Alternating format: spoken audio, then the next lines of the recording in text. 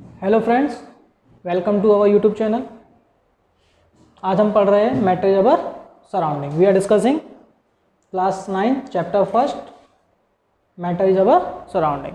इसे first class में हमने पढ़ा था मैटर क्या होता है, मैटर के बारे में पढ़ा। इसके बाद कुछ डिफाइंस पढ़ी हमने उससे रिलेटेड।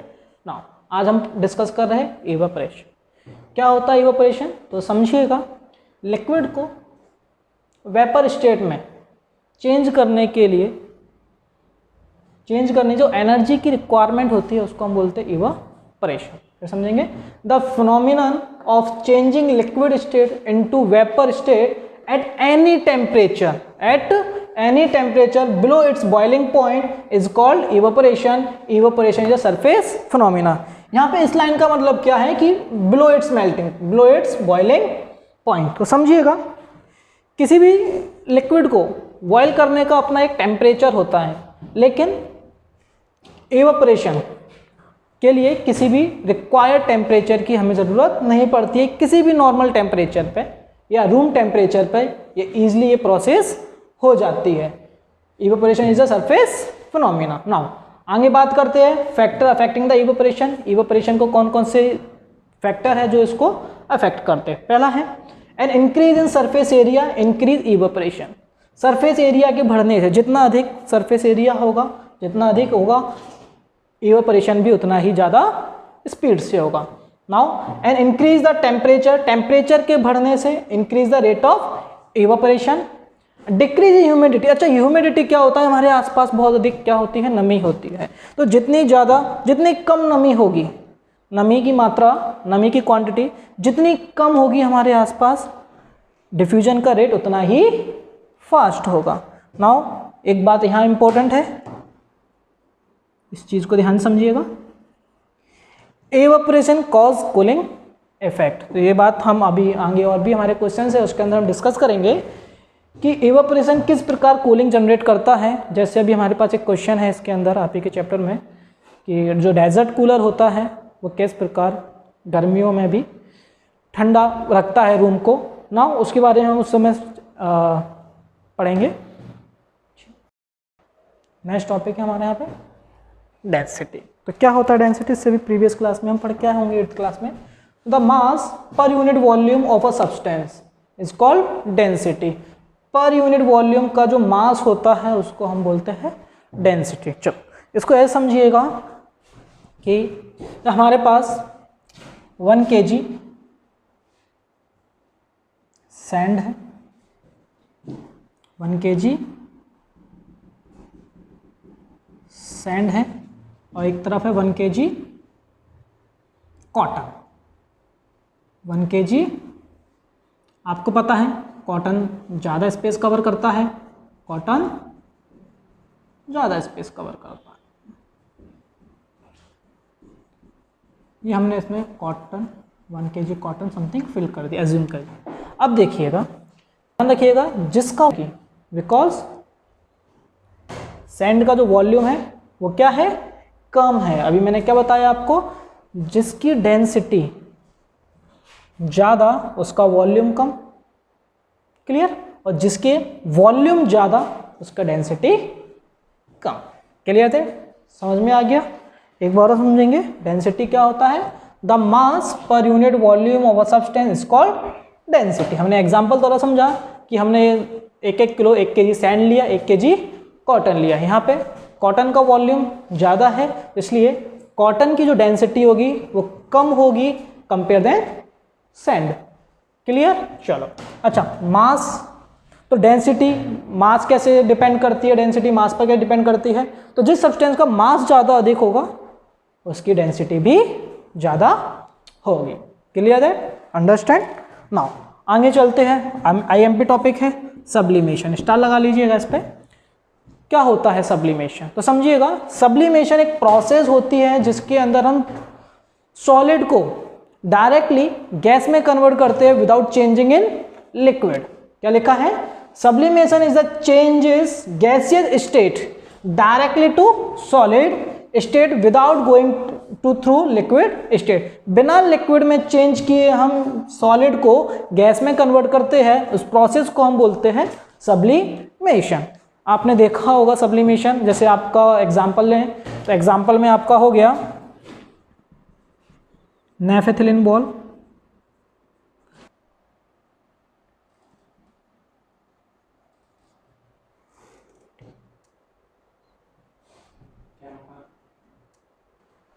तो एग्जाम्पल में हो गया आपका नेफेथिलिन बॉल्स, CAMPH, कैम्फर। समझिएगा नेफेथिलिन बॉल क्या होती है, आपने देखा होगा आपकी मम्मी वगैरह जब कपड़े इकट्ठे पैक करते हैं तो उसमें एक नेफेथिलिन की बॉल्स डाल देती हैं गोल गोल, देखी होगी कई सारे रंग बिरंगी गोलियाँ आती हैं। तो उस नेफेथिलिन बॉल्स को जब अपने कपड़ों में डालते हो तो उसे स्मेल नहीं आती है कपड़ों में, लेकिन आप आफ्टर सम टाइम बाद आप देखते हो तो जो नेफेथिलिन की बॉल्स होती है वो गायब हो जाती है, कहाँ चली जाती है। तो ये जो प्रोसेस होती है वो होती है सब्लिमेशन, कि नेफेथिलिन बॉल्स वहाँ से क्या हो जाती है, गैसियस स्टेट में चेंज हो जाती है। इसी प्रकार आपका कपूर को आप जैसे ही बर्न करते हैं वो कहाँ कन्वर्ट हो जाता है, गैसियस स्टेट में। एक और एग्जांपल है यहाँ पर आजकल डेली लाइफ में डेली यूज़ करते हैं आप उसको, ओडोनिल। देखा होगा आप लोगों ने अपने घरों में ओडोनिल, टीवी पे भी काफ़ी ऐड आता है ओडोनिल। तो ओडोनिल भी किस प्रोसेस पे वर्क करता है, सब्लिमेशन पे, solid convert into gas without changing to liquid. Clear that, समझ में आ गया। नाउ नेक्स्ट वर्ड है, नेक्स्ट टॉपिक है हमारा डिफ्यूजन। क्या होता है डिफ्यूजन, समझिएगा। तो the intermingling of molecular of one substance with that of the other is called diffusion. क्या होता है डिफ्यूजन, किसी एक सब्सटेंस के पार्टिकल का किसी दूसरे सब्सटेंस के पार्टिकल के साथ मिक्स हो जाना क्या कहलाता है हमारा, डिफ्यूजन। फिर समझेंगे, किसी एक मॉलिक्यूल किसी एक सब्सटेंस के पार्टिकल्स का किसी अदर सब्सटेंस के पार्टिकल के साथ मिक्स हो जाना क्या कहलाता है, डिफ्यूजन। और ये चीज़ रिमेंबर रखिएगा कि डिफ्यूजन हमेशा गैसेस के अंदर होता है। किसके अंदर होता है, गैसेस के अंदर होता है डिफ्यूजन। क्लियर दैट, डिफ्यूजन किस किस पर डिपेंड करता है, टेम्परेचर और काइनेटिक एनर्जी पर, टेम्परेचर एंड काइनेटिक एनर्जी पर। Clear that, sure.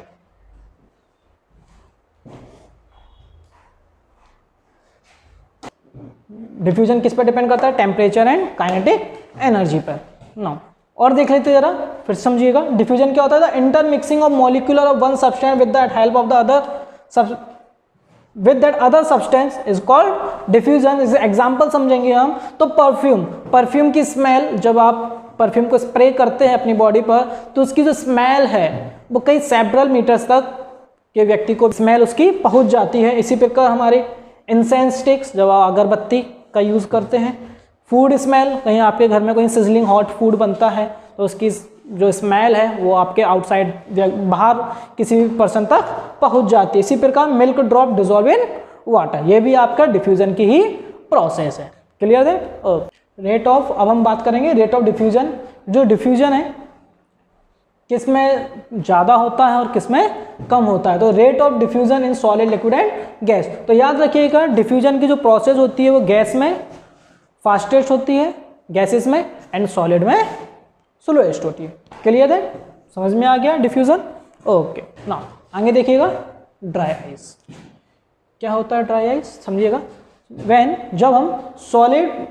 जब हम कार्बन डाइऑक्साइड गैस पर प्रेशर या कूलिंग अप्लाई करते हैं, जब हम कार्बन डाई गैस पर प्रेशर एंड कूलिंग अप्लाई करते हैं तो हमें क्या मिलता है, सॉलिड कार्बन डाइऑक्साइड। क्या मिलता है, सॉलिड कार्बन डाइऑक्साइड। पढ़िएगा, solid carbon dioxide obtain bye cooling and applying pressure on carbon dioxide gas. हमें रटना नहीं है, हमें चीज़ों को डायरेक्टली समझना है। क्लियर। ड्राई आइस क्या होता है, solid carbon dioxide obtain bye cooling and applying pressure on carbon dioxide gas, it does not melt, so it is called dry ice. Clear that? Solid carbon dioxide obtained by cooling and applying pressure on carbon dioxide gas. Carbon dioxide gas को जब हम ठंडा या उस पर pressure apply करते हैं तो उससे हमें सॉलिड कार्बन डाइऑक्साइड गैस प्राप्त होती है, जो क्या नहीं होती, मेल्ट नहीं होती। नाउ आगे हमारा नेक्स्ट टॉपिक है, इंपॉर्टेंट टॉपिक है, 1-2 नंबर का एग्जाम में आता है, कन्वर्ट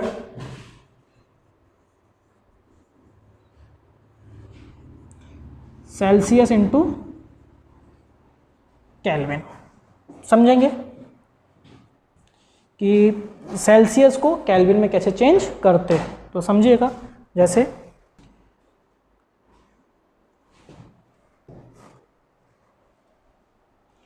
25 डिग्री सेल्सियस को कन्वर्ट इनटू केल्विन, तो कैसे करेंगे, 25 प्लस में 273 को हम क्या कर देंगे, ऐड कर देंगे। तो ऐड करने में हमारा क्या आएगा, 298 केल्विन। क्या आएगा, 298 केल्विन। एक और देखिएगा, लिखा हुआ जैसे 22 डिग्री सेल्सियस इंटू केल्विन। क्या करेंगे हम इसमें, वही सेम प्रोसेस, 273 को ऐड कर देंगे 295 kelvin. Similarly convert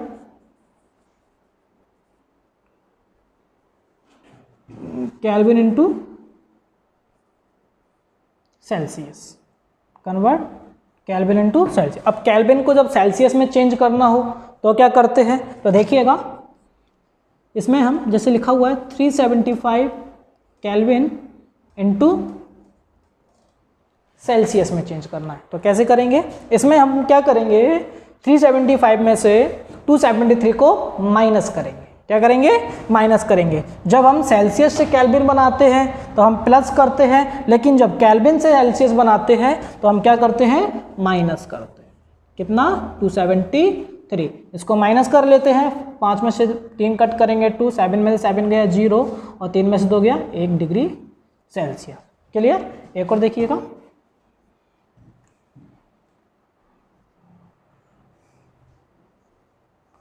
$280 kelvin into Celsius. तो इसको कन्वर्ट करेंगे तो क्या आएगा, 280 माइनस 273। इसको कट करेंगे तो हमारे पास क्या आएगा, 7 डिग्री सेल्सियस। क्लियर, समझ में आ गया। अभी तक हमने क्या क्या पढ़ा, आज हमने पढ़ा इवेपोरेशन पढ़ा। क्या होता है इवेपोरेशन, इवेपोरेशन एक प्रोसेस होती है जिसमें हम लिक्विड को गैस में चेंज करते हैं। इसके लिए हमें ये प्रोसेस होती है जो किसी भी टेम्परेचर पर हो जाती है। ये एक सरफेस फिनोमिना होती है। और इसके बाद हमने इसके फैक्टर्स की बात करी इवेपोरेशन के। तो इवेपोरेशन के फैक्टर किस किस पर डिपेंड करते हैं, तो टेम्परेचर बढ़ा दोगे तो इवेपोरेशन की प्रोसेस बढ़ जाएगी। ठीक है, ह्यूमिडिटी जितनी कम होगी इवेपोरेशन उतना ही फास्ट होगा। क्लियर। विंड, हवा की स्पीड जितनी अधिक होगी इवेपोरेशन उतना ही अधिक होगा। देन इसके बाद हमने पढ़ा डेंसिटी। तो डेंसिटी के बारे में हमने समझा कि मास पर यूनिट वॉल्यूम। आपका डेंसिटी होता है जिसका वॉल्यूम ज़्यादा उसकी डेंसिटी कम, जिसकी डेंसिटी ज़्यादा उसका वॉल्यूम कम ना। देन इसके बाद हमने पढ़ा सब्लिमेशन। तो सब्लिमेशन क्या प्रोसेस होती है, सब्लिमेशन प्रोसेस होती है जिसके द्वारा हम सॉलिड को डायरेक्टली गैस में कन्वर्ट करते हैं विदाउट चेंजिंग इन लिक्विड, जिसका एग्जाम्पल था आपका नेफेथिलीन बॉल था। ठीक है, और देन आपका ओडोनिल, कम्फर हो गया आपका। देन नेक्स्ट है आपका, नेक्स्ट हमने पढ़ा ड्राई डिफ्यूजन। नेक्स्ट क्या पढ़ा हमने, डिफ्यूजन। डिफ्यूजन क्या होता था, intermingling of one substance into the other substance is called the diffusion. और डिफ्यूजन किस में होता है, फास्टेस्ट गैस में होता है। एग्जाम्पल देखा हमने डिफ्यूजन का, तो एग्जाम्पल हो गया आपका परफ्यूम हो गया, फूड सिजलिंग फूड हो गया आपका।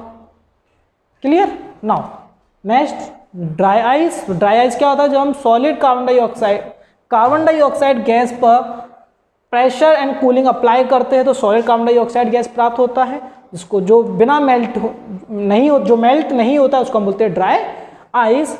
नाउ फिर हमने पढ़ा convert Celsius into kelvin. Celsius से केल्विन में जब हम कन्वर्ट करते हैं तो 273 प्लस करते हैं, एंड जब हम केल्विन से सेल्सियस में कन्वर्ट करते हैं तो 273 को माइनस करते हैं। ओके, आगे का जो बचा हुआ है वो हम नेक्स्ट पार्ट में करेंगे। Okay, thank you. Like and subscribe our channel. धन्यवाद।